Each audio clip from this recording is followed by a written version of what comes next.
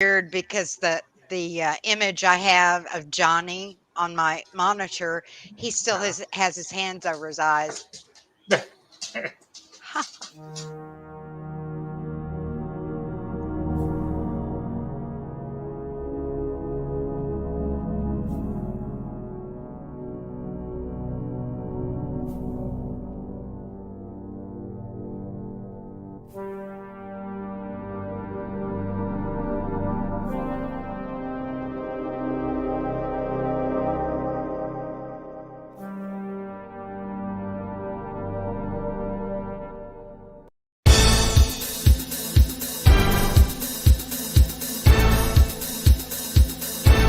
You're inside the all-new house of publicdiscourseradio.com. The house is an area in social media where individuals can come together to discuss societal issues, and from that discussion influence political action. Welcome to the house, where our house is your house.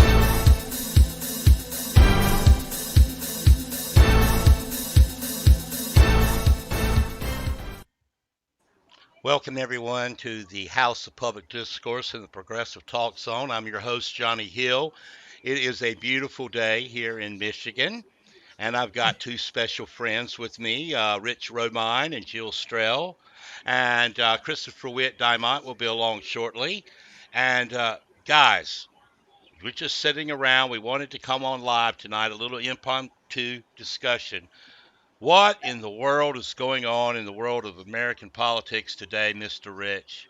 Uh, you wrote a piece today. What entitled "Perspectives and Point of View"? Could you let's begin talking tonight's show, talking about that a little bit. Okay, well, you've heard my truth, your truth, different truths. There's really only one truth. What is reality? But all these other truths come from point of view and perspective. From your point of view, it could seem true to you, but not from the truth that is actually freestanding. It is dependent upon your point of view to exist, and that's really the difference between the two. Truth is what is freestanding. It happens. It is no matter what. It is the truth. It is reality. But Okay. point of view can change all of that. Like if you come from a background where your family's extremely racist, your point of view is racism distorts everything. So truth becomes distorted by your point of view. Same thing with perspective. You're afraid black people are going to get too much freedom and they're going to come and beat you up, take all your money, etc., etc. That is your perspective of things because you know what you've done to them. So you're afraid they'll do the same thing to you. And that's a real difference of what you see on Fox News. You're getting the perspective of the old rich guys from the Koch network. Right. From the Robert Mercers and all those guys. And Well, Rupert Murdoch. you began this piece today, and by a definition, an opinion, an attitude, or judgment. He refuses to change his point of view in the matter, the position of the narrator in relationship to the story, as indicated by the narrator's outlook from which the events are depicted, and by the attitude towards the characters. Um, as usual, your pieces dive deep. Okay, you dive deep. Um, where where are we as far in terms of unity right now, uh, Miss Jill? As far in terms of where your point of view and where you've been sitting at as a news hound, and from a perspective, where are we at in terms of unity on the left right now? As far as unity is concerned, that depends on who you talk to. Um, and to a certain extent, it really has to do with how much TV you watch. Like I'll watch CNN until I can't take very much more. Don't watch Fox. Try to sort of stay in the loop without, it's weird, without cherry picking the news. In other words, I mean, I'm assuming that most everything we hear is through filters that are not even visible. Okay. Yes. we're thrown a few crumbs here and there and made it sound like breaking news. It's supposed to be a big thing when in fact it's not, and it's all pretty much choreographed. We get what they decide for us to have. We're like the frog in the pot, where you turn up the heat and frog doesn't know what's going on until it's too late. In terms of unity, I still see two camps in the Democratic Party: the blue no matter who, and how dare you not just adore Biden because he's so much better than Trump, or people who have basically pushed the Kool-Aid to one side and said, no, Yeah. no, not this time. We won't get fooled again. That's Okay. okay. I don't see anything in the middle but bridging those two. So I see unity within their factions, but you're still talking two different factions. Okay, well that That's what I lead. see. Thank you, Miss Jill. That's beautiful. And also, that leads me to my next question for you, Mr. Rich. In your piece today that you wrote today, you wrote, "We live in a time where perspective and point of view have been substituted for truth." I kind of have a saying, and opinions do not always equate to facts. Um, That's and, very true. and I think your point kind of is brings out even with more clarity. Um, and incredibly, lies go unchallenged because they seem consistent with point of view and/or the perspective of those that see abuse of somehow or someone, excuse me, as a way of life. And that kind of goes to that abuse culture that we've talked about and you've written about before. Right. So could you elaborate a little bit on how the truth we're seeing a substitution of the truth? Okay. I sure can. Fox News is a total one for one change out, truth to message. I would say CNN is probably 25-75 truth to message. Some of the others are basically the same, but you have to see what's happening. You have to look at who owns the media. If you look, you see all these holding companies who own stock in huge blocks. If you think they don't have some ability to influence the news, then you're not watching what news we're getting.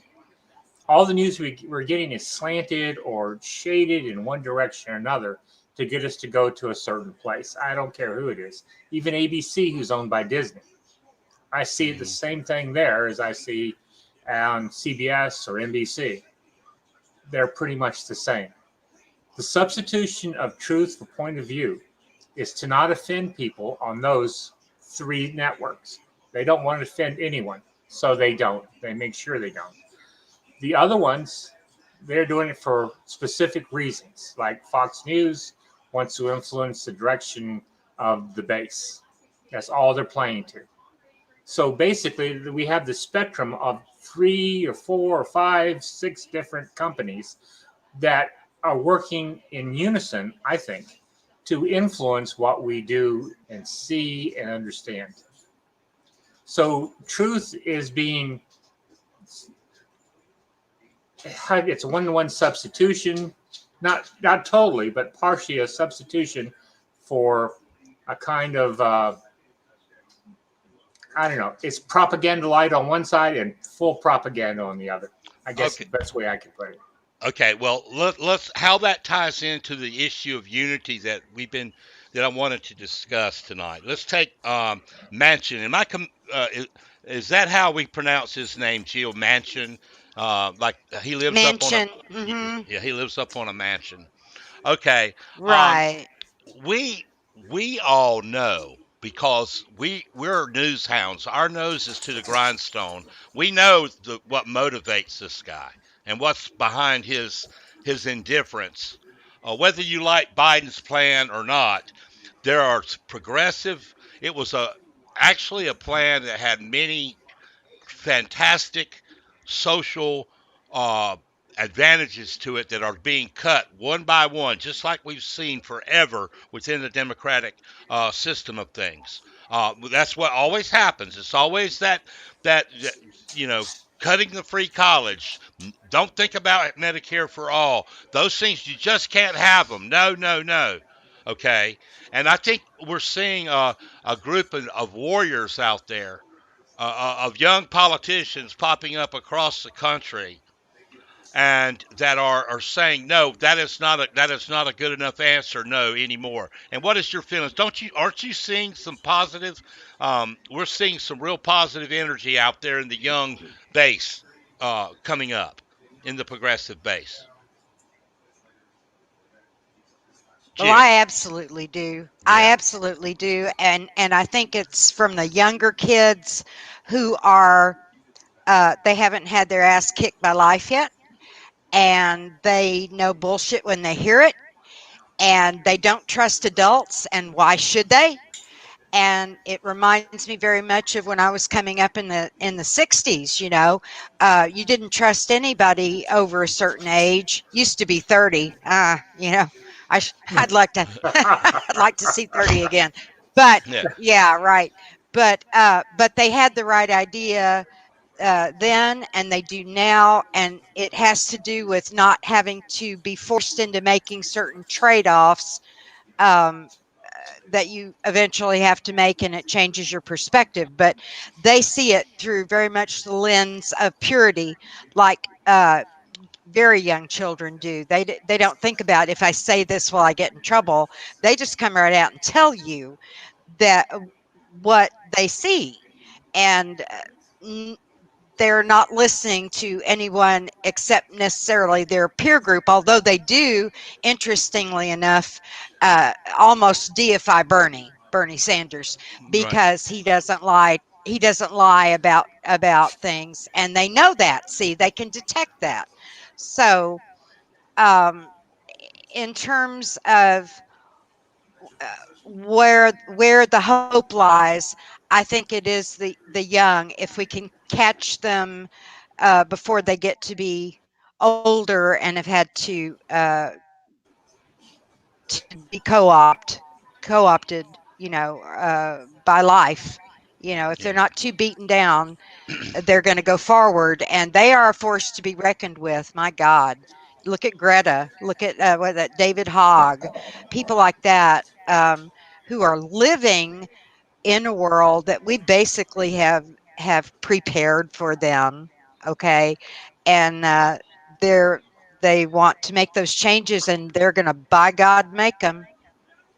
They are going to make them, and I think it's a beautiful thing, Miss Jill. And I think here, us old farts like us, that we were, a lot of us like me and you and Mr. Rich, and a lot of us in our growing we were before our times. We spoke about this off camera earlier today, that we're a group of folks who were before our time, and that we saw these changes coming way back a long time ago, and we saw them coming, with how the society was coming. And you talk about point of view.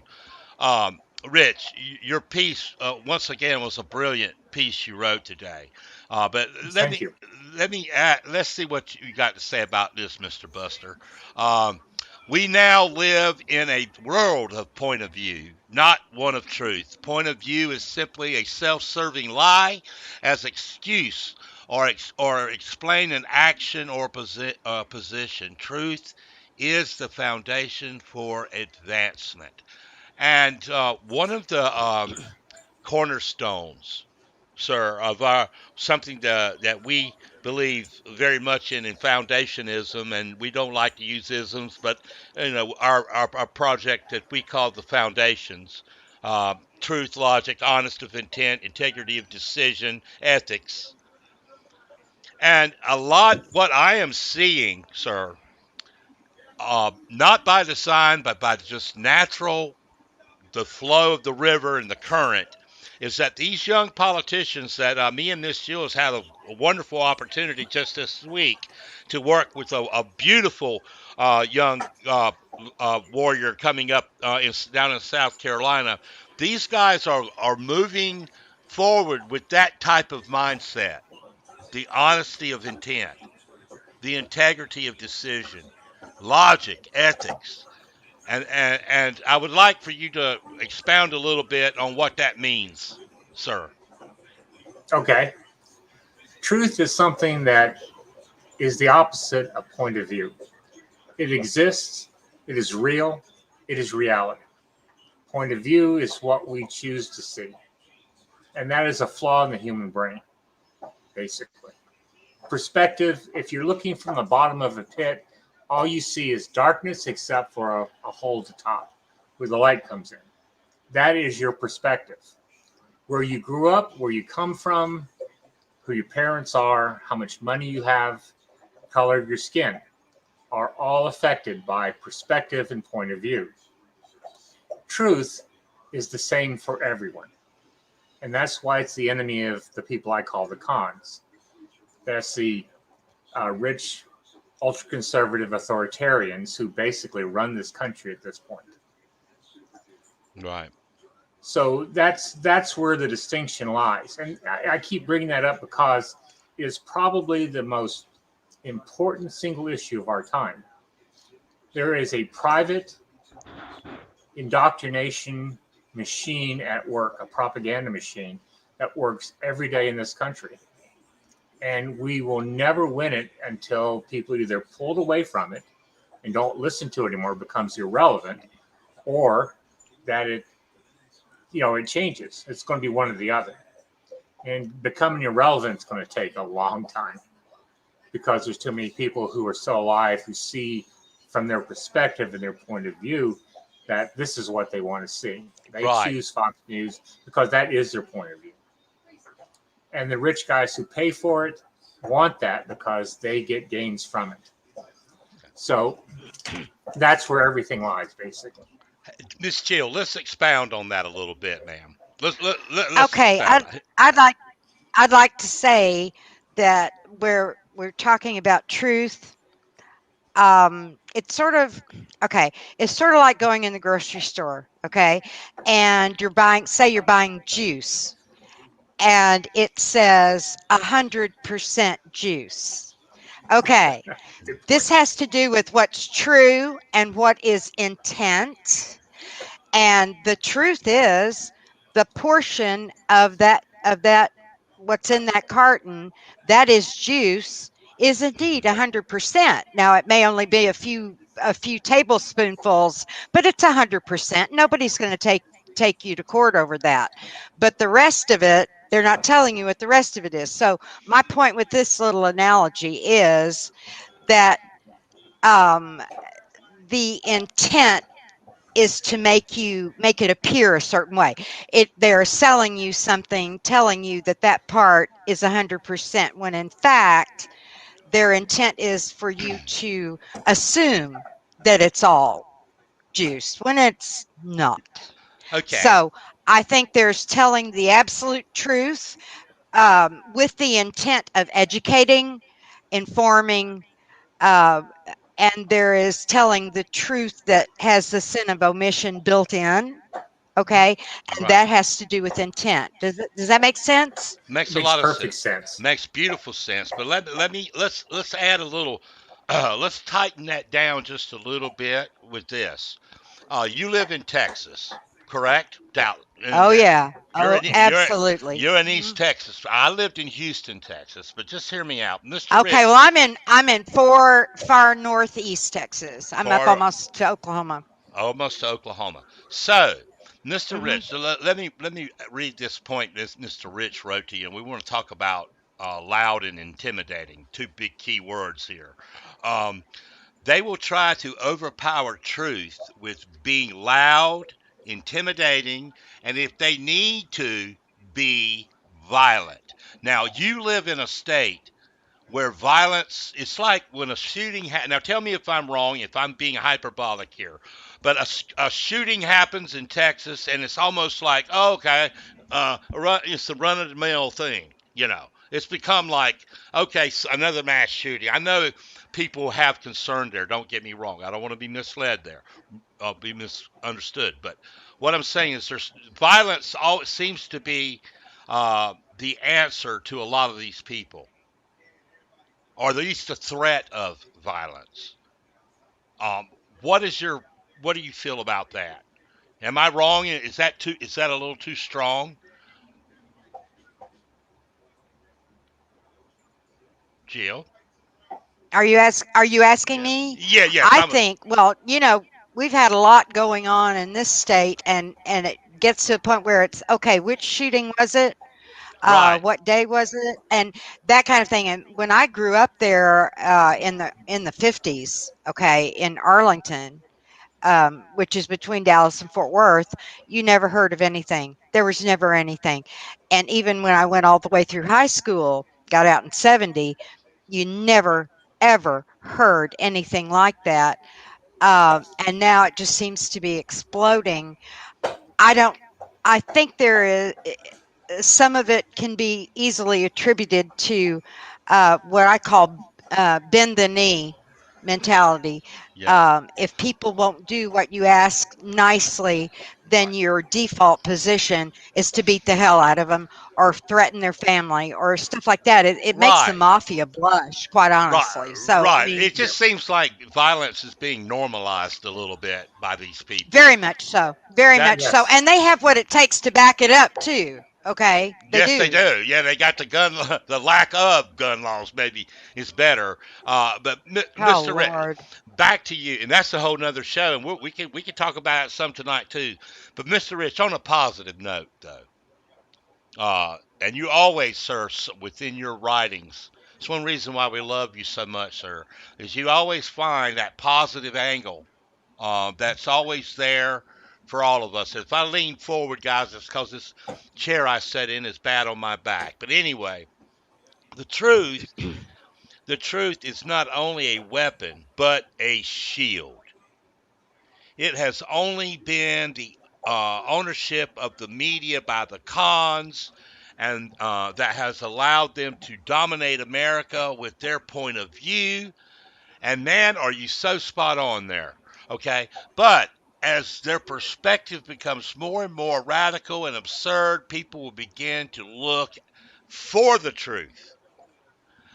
And, sir, I think that is a very key point of where we are at with grassroots media. The House of Public Discourse, before we're anything else, we're a news gathering organization. Yes.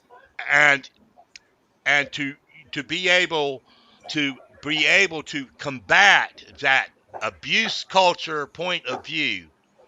How important is that, Mr. Rich? How important is that we combat that, whatever scale, whether we start at the very bottom and work our way to the top? How important is it that we combat the abuse culture with independent grassroots media? Well, it's obviously very important. If you look at what the cons and those I call the regressives, the guys with the guns, are doing, you look at critical race theory, which is a non-issue, but the ideas behind it is a big issue. They want to normalize abuse. Our country has been built on abuse, always, from the time we were 1619. And slavery came into the United States. It's always been abuse of one kind or another. The 1890s with the robber barons. My grandfather, great grandfather, they got together and built a cooperative in order so they get all their crops to market cheaply. Because if they didn't do that, the robber barons would just take all their profits. So it's been around for a long time. It's been different groups. Anyone who could take advantage of someone else, if they don't, it's felt that they're kind of a wuss. And that's the problem. It's that mentality of abuse. That's why they are so afraid of women. If they can't abuse women, there are more of them than there are men in this country. And I think in the most part, they're a hell of a lot smarter. But the problem is they're able to keep their thumbs on them through marriage, through church. And so they never really get a chance to think for themselves. And the abuse culture is there for that reason. White men dominate this society even today. And as the ambassador of Bangladesh once said in a speech, he said that women are the real hope of this nation or this world, because while men are always trying to find their place in the power structure and not caring what that power structure is, Women are always looking for the benefit of their children and in the future. And that's the difference. And that's what we need right now. All of us need to be looking at what we have and how it's going to benefit our children in the future. Men, excuse me, men, women, children, we all need to be doing that. And the abuse culture is what keeps us from doing that. Pardon me. No, it is a very much the case. Rich, the abuse culture is something that we definitely have to address. Now, Jill, I have a question for you. Yep. Um, Yep. there, let me read. Let me read from Rich's piece here. As it has become easier and easier to see their lives, harder to cling to their myths and lies, truth again becomes powerful. That is why we must stand for truth, logic, for ethics and honesty of intent, never yielding to their lies and abuse-driven point of view. And I want to bring that out.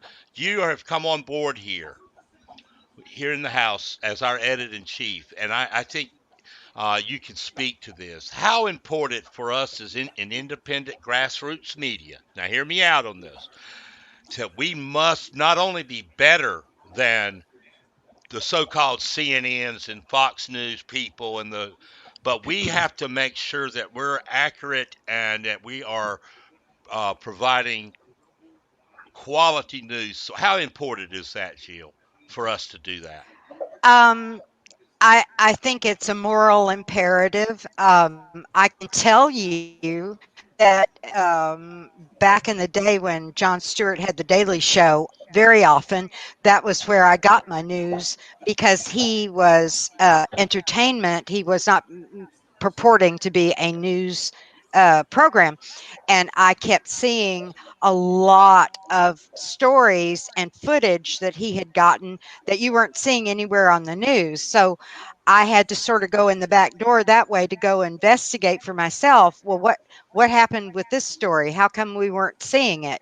And when it comes to news, what we're up against, even in this technical world that we're in with all the technology, all the information that's supposedly available at our fingertips, what you're seeing is you're only getting part of the story or no story at all. Yes. And if you have nothing to compare anything to, and every station is saying the same thing, it's going to be harder for us to do the digging to find out what's really going on. I don't have an easy answer for that, but um, I do know when he would go and show one news station giving one anchor person giving a report, then he'd switch over quickly to another one across the country, completely supposedly unaffiliated, and it was the exact same words and phrases, the same thing, and he Yep. kept doing that, and all of a sudden you are able to infer from that a lot. You Right. get the picture that somebody else is deciding what you are able to see and hear. There's no debate.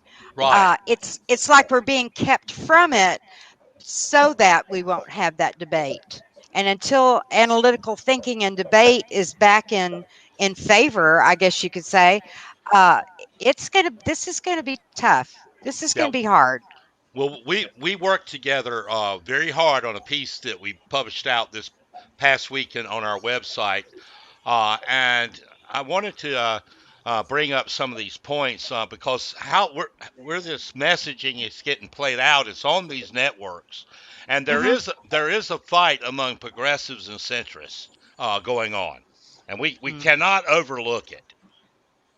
It's being played out every single day, and we hear this blue wave is coming.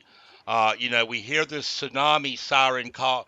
Call every election cycle from the any blue will do Democrats. But always seems to be we always seem to be on the cusp of a blue wave. But what we're seeing and where I'm getting at here is that we've had the opportunity to work with some very young energetic, uh, progressive running for office in this country. And their number one problems and roadblocks is within the Democratic Party structure. We have found that to be the case. Absolutely. Yeah. Yes. But when you look at somebody like Gregory Carr, okay, he's a take no prisoners kind of guy. Okay. And when you listen to him speak, you know that he knows what he's talking about. Came up poor, sees the poor being penalized for not being rich, and that just informs everything Right. going forward, as far as what legislation is even discussed, let alone introduced. You know, Yes. um, but these guys who are hungry for change, they're not just going through the motions here. They mean business. They're not going to equivocate at all. Well, it's their lives And too. that's where we need to be, is like, okay, you draw your line in the sand, and then all of a sudden you find yourself retreating. That's what got us where we are right now. Okay, Rich. I couldn't agree more, Joe. Okay, Rich, and let's segue right into this, Rich. We got a book coming out, The Rationalist Handbook. Yes. In that book are some fantastic essays, short, like you say, they're not long, Right. quick reads, which, when read in unison together, can give someone, I think, I'm proud to say I was part of it, will give people an idea of what we're talking about moving forward here and what I'm seeing from these new age politicians that we're getting involved with. Now, let's take, we've got Gregory Carr. Hold on, I got stuff getting all in my way. Gregory Carr. He's running for the South Carolina 2nd District, down in South Carolina, in a really, against a traditionally been there forever Republican, you know. Okay. And he had for example, I wanted to play a clip from Gregory, if you could bear with me, on the type attitude that I think it's going to take, and we're seeing, and it gives me and Jill a lot of, it gives us a lot of, man, it gets us pumped up to be, in our 60s and see some young, energetic people like this. And I think we need to take the time to play a clip to give you an idea of what we're talking about, sir. I'm Gregory Carr, and I approve this message. Joe, for over 20 years, you've sold out the hardworking people of this state to large corporations and denied South Carolinians the most basic standards of living. You have perpetuated the racist politics of people like Ben Tillman and allowed the lynchers' politics to reign supreme in our state. For over 2 decades, Joe, you have shown us just how little our lives matter to you. This past year, when COVID-19 hit and we needed quick, accurate testing throughout our state, you said no. As we remained under lockdown and essential workers and business owners were desperate for relief, you said no. As we faced losing our homes to banks and landlords, and we needed to know that we would not be evicted during the worst public health crisis in generations, you said no. When vaccines were finally developed to fight the virus, and we needed quick distribution and efficient access to these vaccines, you said no. Time and time again, Joe, you have said no. Time and time again, Joe, you have failed us.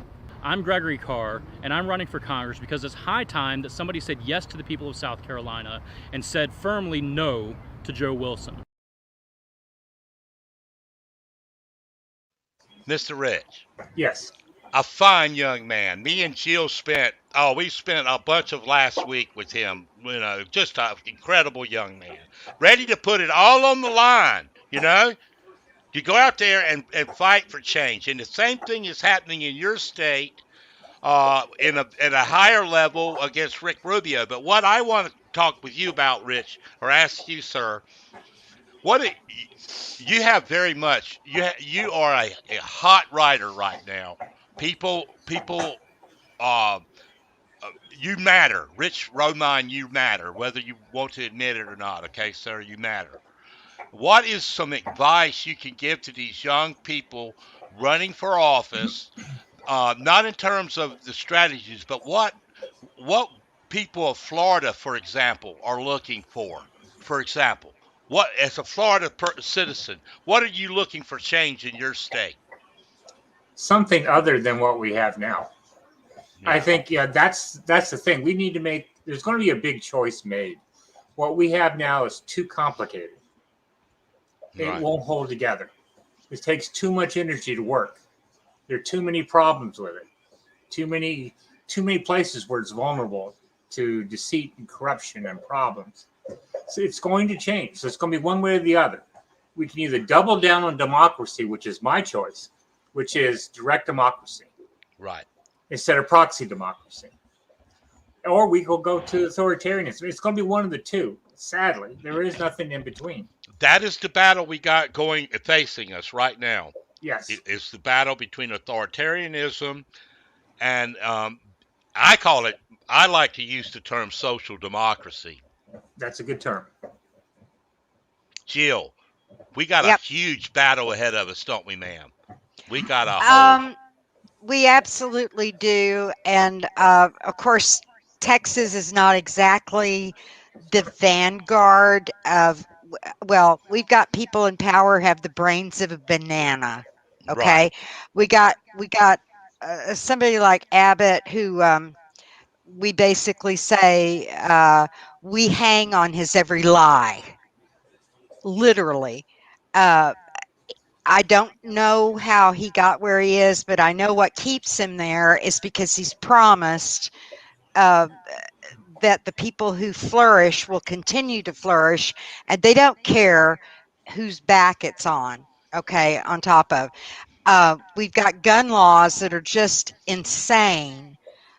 We've got police who are scared to death of someone who may have a gun who has no training because they don't have to have training anymore. So you could just have a little gun in your purse and whammo, you've got a big problem if you get pulled over for a taillight. And we're talking about that's an everyday thing. Everyday thing. We have our reproductive rights that are being absolutely gutted. Oh my God. Yeah. And I have two daughters who live in Austin, and they're just like, Mom, how does it happen? You know, and it's, again, slowly over time. These things happen, and then boom, they got you. So Texas is, there are people who, even if they live here and maybe they've been out of town to visit relatives, in their minds they never got past the county line, maybe not even past the city, the line in their city. They don't think about anything unless it directly affects them, and that doesn't mean they're selfish necessarily. It just means they're clueless and nothing. It reminds me sort of like of Nancy Reagan. You know, she was against so many things until it affected her specifically. Right. Good point. People like that are living in a bubble, and there are a lot of people who would say, "Oh, but that's because they're rich." No, you don't have to be rich. You can be poor as dirt and still live in your own bubble. I think going forward, every time we hear something on the news that strikes us as, wow, that doesn't seem right, always look and see who it benefits. It's sort of along the lines of follow the money. Right. Look at who it benefits and who it will benefit that someone else is losing out. Okay. Well, that's a great point, Miss Jill. So let's talk about this recent infrastructure deal going on. And and Rich, I'm going to ask this question to you, sir. Okay. Let me read this bullet point. Their supposed seriousness poses a serious threat to everyone but the small group of elites whose short-term interests they actually represent. So what is meant by that? The Manchin and the other girl from Arizona, I can never pronounce her name properly. Cinema. Remember, it starts with sin for the sin of, yeah. The cinema chick, okay? the The sin of cinema chick. omission. Yeah, the cinema whatever from Arizona. They act all serious about this. Oh, the economy, but who are they really representing here in holding up this bill? The flow of money to those two has been obscene. Talk to me, Rich. Talk to us. Well, when Bill Clinton took over the Democratic Party and moved everything to the right, suddenly it became like the Harlem Globetrotters and the Washington Generals. Everybody got paid, but the Harlem Globetrotters won almost all the time. The Washington Generals won every once in a while, but very rarely. And that's exactly what's happening with the conservative Democrats and the centrist Democrats to a point, but mostly the very conservative Democrats, Sinema and Manchin. They're both part of that big money infrastructure, overstructure that runs our government. Everything, you can see exactly where the money came in and what's happened with it. They're Right. going to keep it down to the interests of the people who give them the money, bottom line. And because that's why it was so important for the cons to hide the fact who's giving money for what reason. And they can now, even legally. Before it was done under the table, it probably still is now. But the money that flowed into the campaigns of Sinema and Manchin was just obscene. And suddenly every lobbyist in town was at their doors. That's the problem with the system. It's Harlem Globetrotters with a lot of money and everybody cheering for them against the Washington Generals, which is the centrist Democrats. Everybody gets paid, they lose gracefully, and nothing happens. Right. And I think we're seeing, and this is something, that's why I wish Chris was here. This is something I'd like to bring up here. There is a group and growing number of people who are sick and tired of that. And I don't mean to cuss, but they're sick and tired of that bullshit right there. Yeah. They're tired of getting, during the campaign, hope and change, pissed down our back. There's Chris.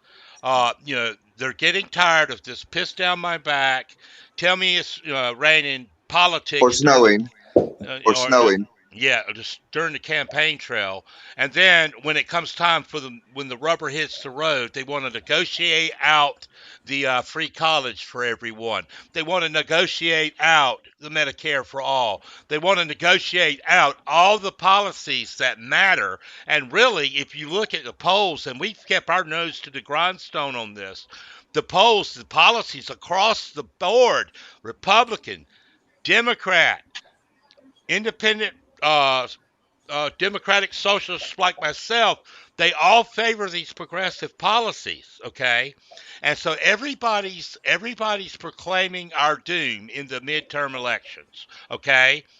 They're claiming our doom. And traditionally and historically, they would be correct. Except for... Well, hold on, Chris. Hold on. You just came on the scene. We've been talking for a while here, okay? Now, let me tell you. You have got, Chris, and now what? We were right about Georgia. Let's preface this. Right. No one said that Georgia was going to be blue. They didn't believe us, and then we started seeing a trend. We saw trends moving. And we were saying, oh, you know what? Maybe this state can turn blue. And guess what? Everybody said we were crazy. We were wrong. We were stupid. Called us all kinds of names. Now, we ended up being correct about that. Okay? Now, everybody's going to think we're damn fools for saying this, but you say this, and you've got notes that you've accumulated, and that's why I'm so glad you're here. Sir, can we pull a shocker in 2022? What can we do, sir? I'm ready to hear it. Okay, well, let me give you just a couple facts with what you said, and I'll just elucidate it once again. Most of the people in the country, about 70%, favor all the policies that Biden and Bernie Sanders and the progressive wing of the Democratic Party came up with, because they all benefit the working class, working poor, formerly the middle class, and then the rest of the people who are even farther down the scale. So if you're looking at, basically, we have a mandate of about 3/4 of the American people who want these policies. So right now we have a Republican Party which has a platform of exactly what for the American people? Zero. This is Right. what they're going to try to win on in 2022 is a platform of zero. But Trump, that's what they're running on. If they're I running on Trump. don't think they've got a chance in hell. I Okay. don't think they have I agree. He looks like with voting rights and everything else Yeah. is fully engaged. Mhm. We're fully engaged. Yes, We're not we are. asleep anymore. And we realize that this is the gravest threat to our democracy, our quote unquote way of life, and the American dream, if there is any such thing left, has no chance unless we actually sweep these people out of office. Now, what's helping us is this. I know you're going to laugh again. The courts and the law.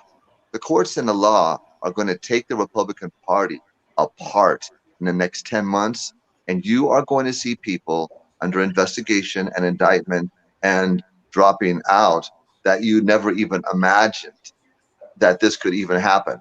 Now, the ESS machines that McConnell, Lindsey Graham, and our little friend up in Maine and some of these other people use, these ESS machines are now being called into question of how McConnell especially was able to get all the Democrats in his state to vote for him. People find this peculiar because they could have swore they were voting for Democrats, but somehow all the votes went to McConnell. And Lindsey Graham at a 17% favorability somehow swept back into office. Let me tell you what's really going to happen, okay? We are going to take these people who have used these machines and everything else, and we're going to do a little investigation on them. I guarantee you, because that was fraud. The Democratic enclaves that voted in that little battle in Kentucky against our friend Mitch McConnell, somehow their votes ended up on his side of the ledger. But it was never investigated because they were too busy listening to Donald Trump jump up and down on CNN. Well, But now that the air's cleared, we're going to take these people to task. well, what we're talking about, of course, is unity tonight, Chris. Right. And right. bring you up to speed a little bit. No problem. Now, a new progressive group is finished trying to influence this Sinema from Arizona, and they're now trying to replace her. So there are groups within the state of Arizona that are trying to get rid of this lady. Okay. Oh yeah. Johnny, Okay. Johnny, She's Johnny, gone. can I just say, I Go just ahead. want to jump in here. When Chris was talking about the voter fraud and it's fraud, okay, a little side note, y'all are probably aware of it, but Dan Patrick, our esteemed lieutenant governor, who has the most punchable face I've ever seen, he had to pay $25,000 for voter fraud. Okay, Chris knows, right? What? It turned out, or What? somebody's laughing. Somebody's laughing. I am. Okay. Wasn't this the guy crying for like Donald Trump and steal the vote steal Exactly. And it turned out that it was a Republican vote that was fraud. Really? He had to pay the $25,000 to a Democratic poll watcher. And people, and apparently there was enough visibility on that Patrick couldn't walk it back. He couldn't finesse it. He couldn't hide it. And yeah, it's been all over that it was a Dem that he had to pay it to that found the fraud. I just thought that was pretty rich. I thought that was pretty good. Yeah. Well, now, he should be prosecuted for a crime after the fact by the FBI, but of course that'll never happen. The other part of it is this, but it shows the inherent weakness this party has, plus what, 8,000 of these Republicans are dying a week in the South.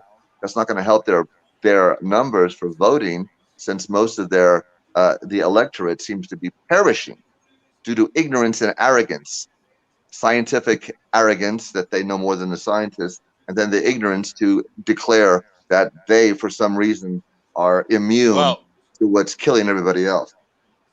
That's a whole nother show. But that definitely is something that is involved. It's going to help the voters, though. It's going to help those people voting for Democrats if most of the Republicans seem to have been put in the ground as a hospital. No, You know, well, it Well, seems it's to be okay a for plan. Republicans. okay. Actually, Yeah, yeah. Well, since they insist that that they know exactly what they're doing. Wow. okay. Okay. Okay. Here's something. Hey, here's something I want to throw at you, Mr. Rich. Okay, this is for you, Rich. Okay. The dominant narrative is that while the left may have laudable ideas, their policies are unworkable and their vision far too idealistic. I mean, Unless you live in Europe. Unless you live in Europe, then it's yeah, okay. Good But not here point. in Good America. point. yeah. Yeah. Well, how about Yeah. FDR too? But we always have money for the Oh, military. FDR, never heard of him. Never heard of him. Must have been one of them socialists, communists or something, right? Must have been. Yeah, Right. yeah, communists. Yeah, no. Well, that's not true, to be very honest. The bottom line is that all these things are workable. What we're Right. Well, of doing course now it is. is about the most inefficient way of doing everything. Right. I They mean, found if you- they found the perfect way to make nothing work. It's Medicare, it's our rail system, our utilities. Now the post office, they're taking that down. It sounds like a anything that conspiracy. works well, they're afraid of, because if government does anything well, then it becomes a problem. 'Cause they Uh-oh, have to we explain can't why have that. is. Yeah, can't have Exactly. that. Well, because then the Republicans would have nothing left to say. That's true. They would have Good nothing left to point. say because actually government is supposed to protect us from big business. But what happens when they collude together? We get fascism. So guess Yeah. what they've been trying to do Yeah. since day one? Citizens United. They got the Voting Rights Act and Citizens United by Mr. Scalia, you know, that our little imp from hell, Scalia, and that was the end of America's representational democracy, right there. Right. Well, we're fighting our way back, barely. Okay, Jill, I have a question for you. I probably have an answer for you. You always do. I got a feeling he does. Let me tell you something now. If you need an answer, ask Jill Strell, okay? Seriously, honestly. We are so Ask thrilled Jill. to have. Ask Jill. Yeah, Look, Mhm. I got you. I got you. 2016 battle between Bernie Sanders and Hillary Clinton for the Democratic presidential nomination became not one between two different ideologies and Watch out! You're bouncing in and out. You're Okay. you're bouncing off the waves. Okay, hold on. Let me start over again. In 2016, between Sanders and Clinton for the Democratic presidential nomination became not one between two different ideologies and worldviews, but a struggle between realism and utopianism. Now, that's what the Democrats say. They say all of us progressives are pie in the sky people, that none of these things that we want to do are workable. It gets right back to that same conversation that me and Chris had. You know, are we pie in Well, the I sky? think that's a load of crap, and I'll tell you why. Okay. Thank you. All right. I can remember about 4 years ago, okay, our boy Bernie talking about a $15 an hour minimum wage, and everybody was, oh my God, where is he coming from? It's a little Jew from Brooklyn. What does he know? You know, okay, they liked it enough that they were using it. Every one of the candidates were using it on. Of course, we need the $15 an hour minimum wage, you know. All right, they co-opted that, but the beginning, until they saw everybody wanted it, it was like, we can't afford it. This can't be done. This is heresy. Oh my God, how will we afford it? However shall we manage? Okay, and now guys like, all right, like Gregory Carr in South Carolina are talking about a $20 an hour minimum wage. Okay, That's exactly Um, right. so we're coming along. We just got to keep hammering it. Okay, we just got to keep saying it and saying it and saying it. So I'm Right. saying it.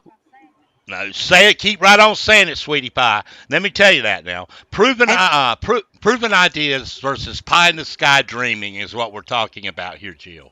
Okay.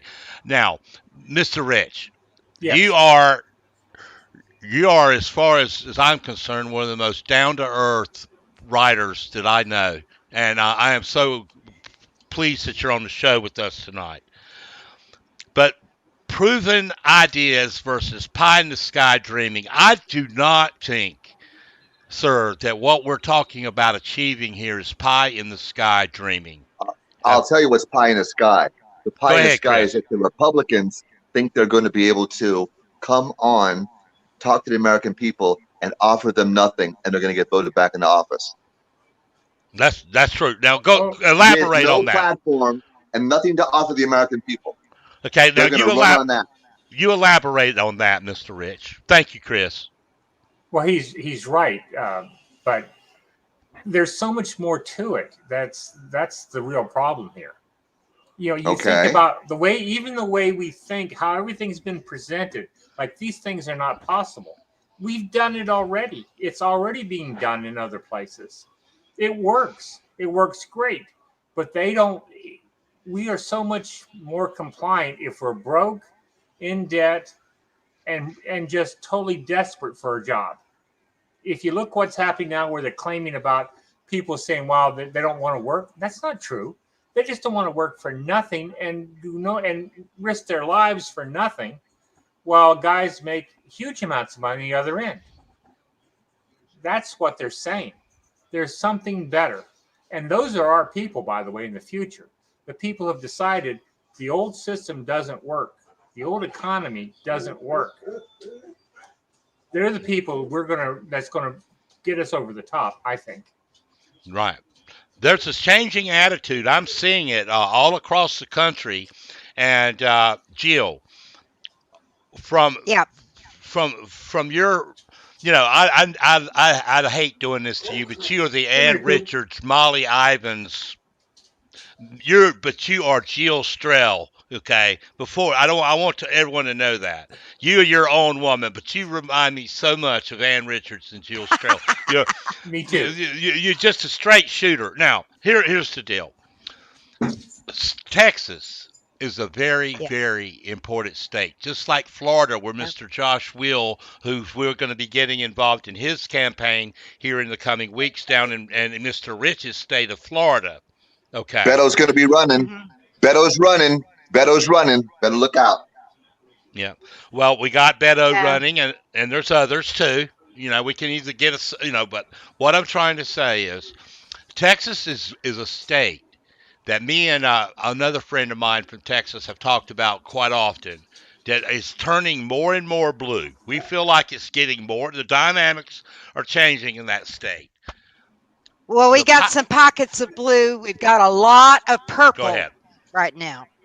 Yeah. And the fully entrenched red parts are where mostly the richest people are, because the more you have to defend and, sit on like a squirrel on a nut. All right.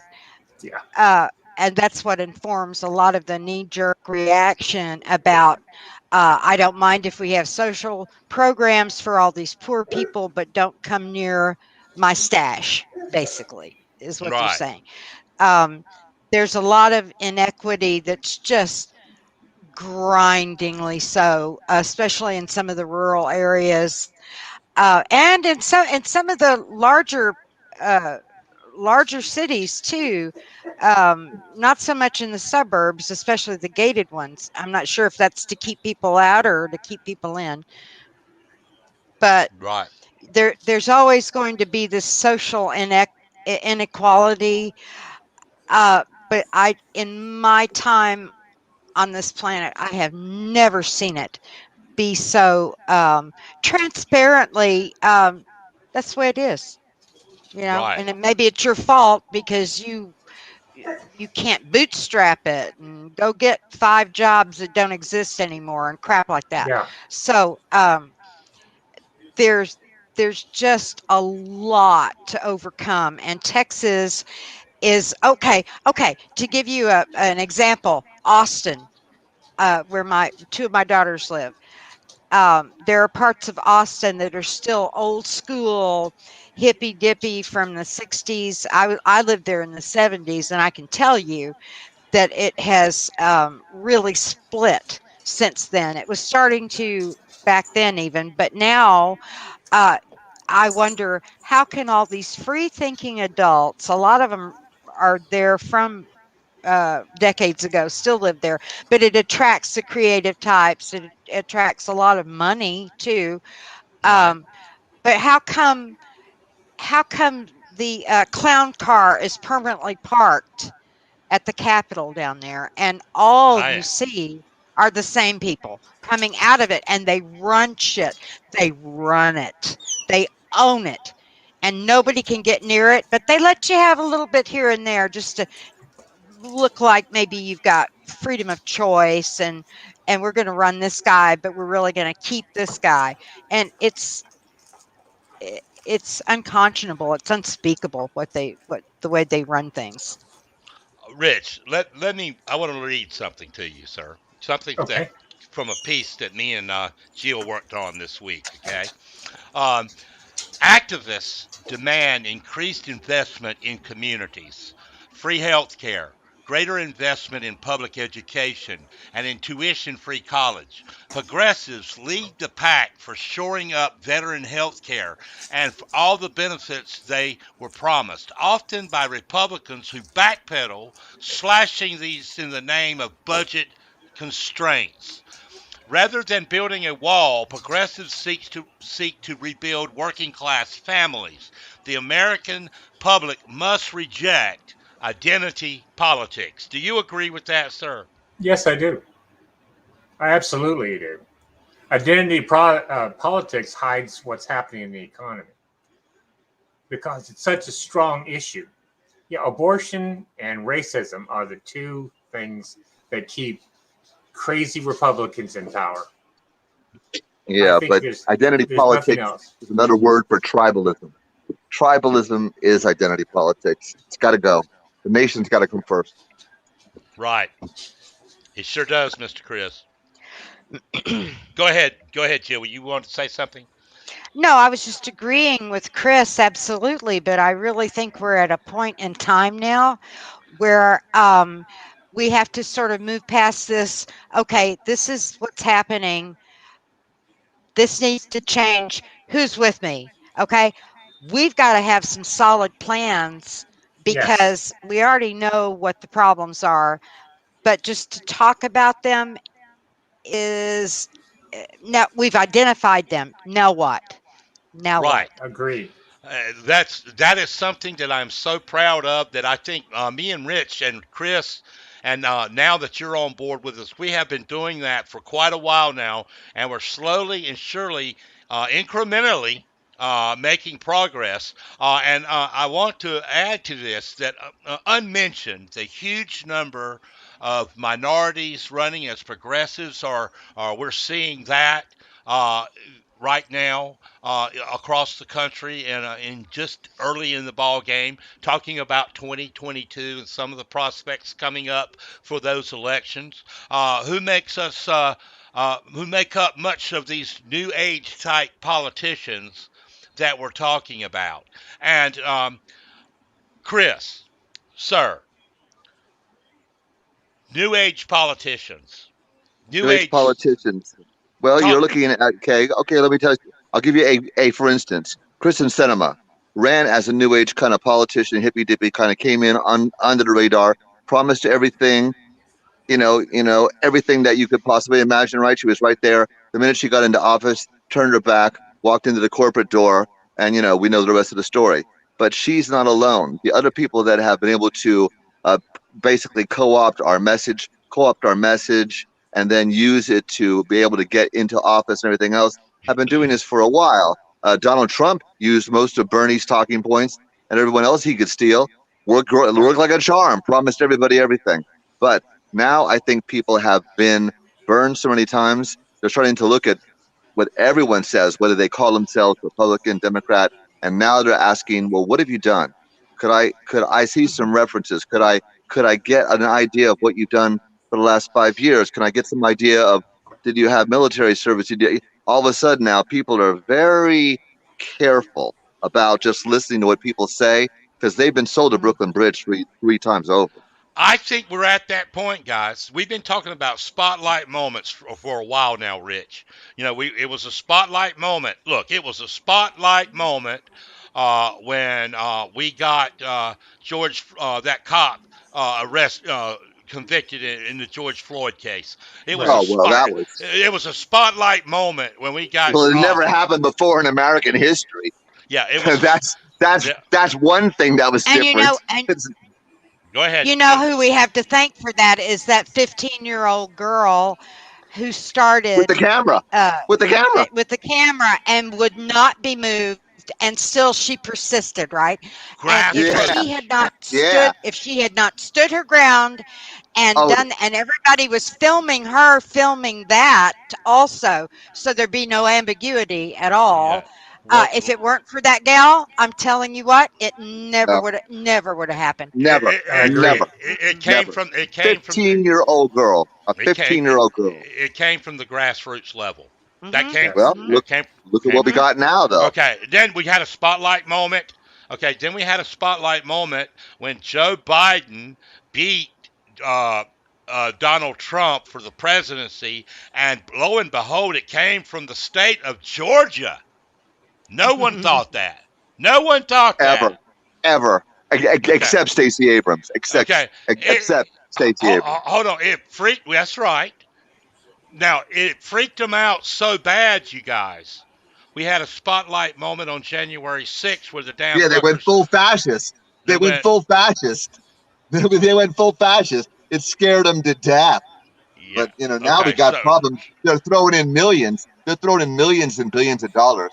Everywhere I go now, I hear the chatter of, "Oh, you don't want health care. You don't want them to pay for your bridges and houses. This is communism. This is socialism. Don't let those Democrats send your kids to daycare. Don't let those Democrats, pay you a living wage so you can afford to get a place to live. No. What you want is poverty, a despair, and an early grave.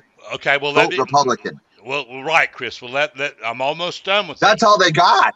Okay, I'm almost done with these. We got a spotlight moment when it's become like Miss Jill, you said, everything is so transparent that we've got voter suppression, and this is true, Mr. Rich. We've got voter attacks. Our civil liberties are being attacked Oh yeah. every day, from left to right, and they're not even trying to hide it anymore. Mm-mm. They're Yeah. not even Hide it. trying. Hide it. They're running on it. They're running on it. Hide it. They're running on it. Exactly, Chris. Exactly. I mean, for God's sake, it's like we're running this train off the cliff. Jump on board. Right. That's their platform. Well, I mean, here's my question to you, Rich. Okay, this one's for you, Rich. Okay. Is this not by design, sir? Is it not meant to denigrate novel ideas and genuine progressive alternatives based on decades of research and evidence that could challenge this corrupt status quo? Is it not? We're at a point, sir, that people are beginning to realize more and more that the status quo is not working, and that there is what I'm trying to get at, guys, here. My narrative is people are ripe for change. And now Agreed. is the time for it. Not tomorrow, not next week. Right now is the time for change. Do you agree with that, sir? Yes, I do. Okay, now talk about how foundationism, and I hate to keep using that ism. I know y'all gonna spank my drawers on that, but that's all No, right. no, we're not. but how is No, that costs extra. yeah, how is There we go. how You is can't some afford of, us. You can't afford us. okay, how is some of those concepts so practical for some of these new age politicians to think about in their messaging? Okay, hear me out here. In their Okay. messaging, with moving forward in their campaigns, how important the honesty of intent, the use of logic and ethics, the integrity of decision, how important is that in the framework of a campaign and moving forward in messaging? Bloody paramount. I agree. You're right. It is everything because you can't trust anybody now. Everybody's got some kind of game working. It's like Ezekiel, the wheel within the wheel within the wheel. That's what everything is now. So if you keep it simple, if you make it simple, truth, logic, ethics, and honesty of intent. They're going to try to say, well, you're lying or this or that. But if you stick to your guns, use truth as your basis, and you make a mistake, you say, okay, I screwed up. Sorry, this isn't correct. Let's do this again. This is what's true. This is what we're going to do from it. Okay? That is what we need right now. But the other thing that's happening now, it seems to be who pays for what. That is the basis of everything in this nation. So the greatest area for right now of potential for this country is with the poor people, the middle class that's been destroyed. So what we need to do is compete. And the reason why we haven't been able to compete is because of who controls capital. That is the number one reason why poor people never get ahead. Investment That's capital. the idea. There's that another is- reason too. You better bring the unions back and big time in this country, or you're not going to have a chance. Agreed. Not a Agreed. chance. Ever. But Ever. that's the idea of the foundations. That if you can supply the capital and you supply the support, like a union, okay, you supply the capital for expansion. You create the situation where you're invested in the person and their success, as opposed to how much you could take from this person. We can use capitalism to cut their throats. Exactly. That is the real truth. If they can't compete, and they know it, everything they've done has been to make sure there's no competition. We're in a Exactly. monopoly economy. Yeah. We've got Yeah. to beat the monopoly economy by creating competition. Because if you don't have economic power, you're screwed. And that's where we're missing it. We have no economic power. Oh, they made sure of that. Yeah. They make Correct. sure. But we could build economic power by simply becoming the capitalization instrument for a different kind of economy, a second economy that is circular in nature, that works for the people who are in it, as opposed to those who can use it like a parasite. Is what we're having now. Well, Hemp, okay. Parasitic marijuana, economy. and green energy. Hemp, marijuana, and green There's a million energy. things. How about high-speed, That's what's low-cost coming. desalination of water? Absolutely. That, they will all of never that. do that because there's too much profit to be made. There you go. There you go. Okay, well, I got a bullet point here, Jill. Yeah. I'm going to throw this one at you. Okay, I want to hear Jill's answer on this. Okay, Okay. Okay. Manchin. Okay, Manchin the other day. He said Yeah. in a point blank statement, this is what he said. I put it in quotations here. I don't believe that we should turn our society into an entitlement society. Well, who is he backing? We know who he's backing. We know who his entitlement society is. But what is your take on that? When you hear Manchin Well, say that, First of Brass all, balls. if he's Balls of titanium. if he go ahead, if Jill. he is referring to, for example, Social Security, entitlement is not inaccurate. We are entitled to it. It is a benefit. They were taking it out of our check ever since we started jobs, a lot of us when we were pretty young. We are entitled to that. That is not a giveaway. So he can kiss my East Texas ass, okay? I mean, honest to God. That's just total crap. Yeah. Go, Jill. Yeah. Hey, look. That's why. One reason we love having you here. I knew that was coming. Yeah. That one line You quip. knew it was that, eventual. that Molly Ivins is coming out. But Chris, while you're munching on your snack over there, let me ask you this. Big Newton, yeah. One. Okay, I love those things. They're pretty damn good. Me Okay. too. All right, bro. We know what we have seen. For 2 years now? Some point, the neoliberalism of Biden was going to be coming into play a little bit. We knew that. Right. We knew Right. that. Where are we in the midterms. Well, you wrote down some bullet points here now. Yeah, I got it What right here. what are some of just let it? We're going to sit back and listen to you, Okay, okay? well, And let me let me. what are some of your thoughts on that? And we want to, and then we'll Okay. respond as we let here. Go ahead. I'll look at my notes, but one of the things you brought up, I'm glad you did.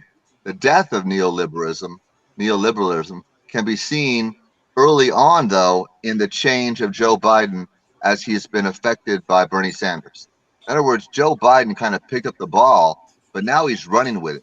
When he went and got us out of Afghanistan, people were, horrified that a good old, military industrial complex, front runner like Joe Biden all of a sudden gets us out of Afghanistan, does it in about 3 months, beginning to end, just does it, just gets us out. But that's not neoliberalism. That's the opposite. Oh, wow, there seems to have been a sea change of some kind. Let me tell you how big that change is in Afghanistan. The minute that they take out 1,200 square miles of opium poppies that are under cultivation and the $1.5 trillion of income that the pharmaceutical corporations and their laxies, and then, of course, the drug labs in Pakistan and everything else, now that that's out of the picture, what do you think is going to happen to Big Pharma? It's, it's going to be interesting. We've always known. Interesting, Yes. interesting, interesting. Okay, I'll tell you what it's really going to be. Talk to me, I'll, man. I'll tell you what it is. The generals and the NATO people and everybody else that's been supporting this war effort in Afghanistan with things like, well, there's $3 trillion of minerals here in Afghanistan. We'll find a way that they can pay us for it. Okay, well, that's not going to happen now. But I'll tell you what is going to happen. They're going to march the pharmaceutical corporations out, and if they have any brains, they'll burn those fields to the ground. Mm, Okay, but it hasn't happened yet, has it, kids? no. Well, Yeah. Well, no. just take a good look.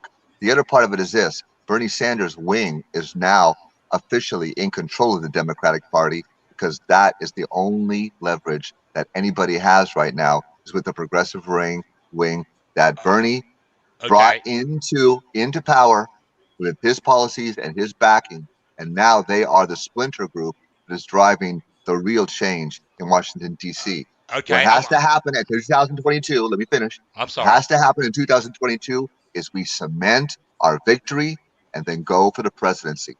But the victory has to happen by bouncing, I would say, at least 20 Republican senators out of the Senate. And me and Peter Spano and the rest of us crazy people, because that's what we are, and that's what it takes.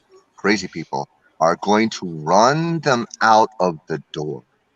We're going to run them out of the door. We will have no mercy.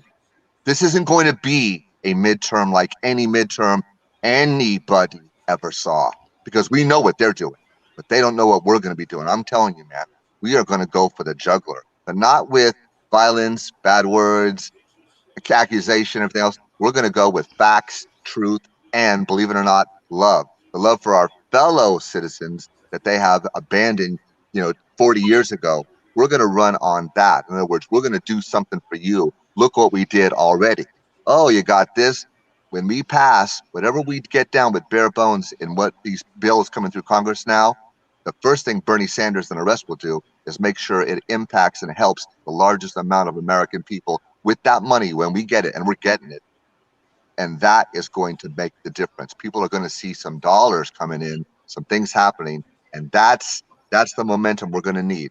We can do it. I think And we're going to have to start thinking not hopes and prayers, hope, prayer, and believe. that's a good place. Throw that in there. Throw that in there now, kids. That's a We're good going to have place. to believe. That's a good place to put a stop on you right there, buddy. Good one, Bo. Absolutely. But okay, guys, we have, believe it or not, we have been online here over an hour, almost an hour and a half. And it's been a really great conversation. But I wanted to end this conversation tonight talking a little bit about some things that me and Jill have been working on this week. And Chris, we know you've got your show coming up that you're going to be working on. Rich, we got a book coming out, sir. Yes, we do. And we've got to get together and all get on the same page about how we're going to do our book launch. I think it's And a very important book. Uh, what about these political campaigns and the foundation movement? The well, political campaigns could use that level of discourse, that level of civility, really getting back to fundamentals, yeah, I mean, we're all trying to homogenize all that in now, Chris. We're working on that, and that's one well, reason why. Jill, remember this though, with these political campaigns, we're doing these 3 or 4, whatever it is. Remember, if we can get this foundations thing in there where we have people, who are willing to listen, willing to talk, willing to, you know what I mean, go that extra Mhm. mile. That's Mhm. what it's going to take. Yeah, Okay. but what I want to get to here is that I'm very pleased with the progress that we've made. Um, and that with the book coming out, Rich, I think this is an important book because we spent, I know, a good almost over a year accumulating the stories there, Mhm. Yes. and I know that they resonate with people because we already have done a little bit of testing on it. When we put all that together in one unit, for one sit down and read, I think it's going to be very powerful. So we're all very excited about that. And then we're also very excited about all the young progressive. Me and Jill have been just in the weeds this week, really, if you want to know the truth. uh Getting these people, these guys, and there's some women folks out there too. There's and of minorities of all different races and running for office, Get them in there. and I'm Get them telling in you, there. we're going to work our asses off to do just that. I want to thank everyone for joining us tonight in the Progressive Talk Zone with Jill and Johnny. We've got Rich Romine, author. We've got Chris Wick Diamond, senior admin, Salvation Rose. We're getting ready to go back into studio, buddy.